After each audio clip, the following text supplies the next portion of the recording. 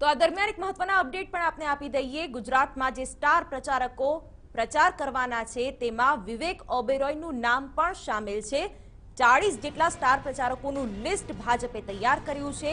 આ યાદીમાં જે 40 સ્ટાર પ્રચારકો હશે તેમાં વિવેક ઓબેરોય પણ સ્ટાર પ્રચારક તરીકે આ યાદીમાં સામેલ છે। તેઓ પણ ગુજરાતમાં ભાજપ માટે પ્રચાર કરશે।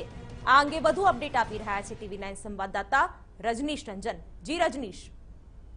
बिल्कुल, देखिए 40 नेताओं का लिस्ट जारी किया गया, बल्कि कहें कि 39 नेता है और एक अभिनेता है।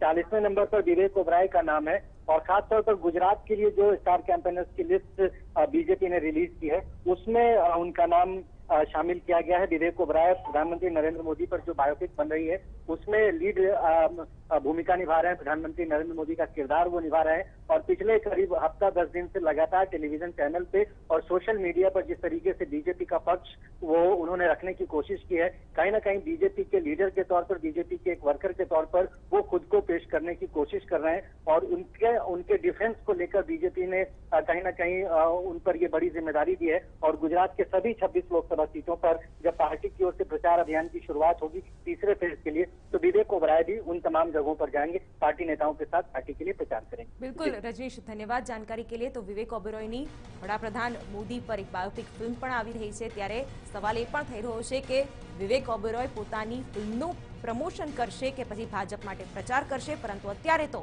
ભાજપે 40 જે સ્ટાર પ્રચારકોની યાદી જાહેર કરી છે તેમાં વિવેક ઓબેરોયનું પણ નામ છે।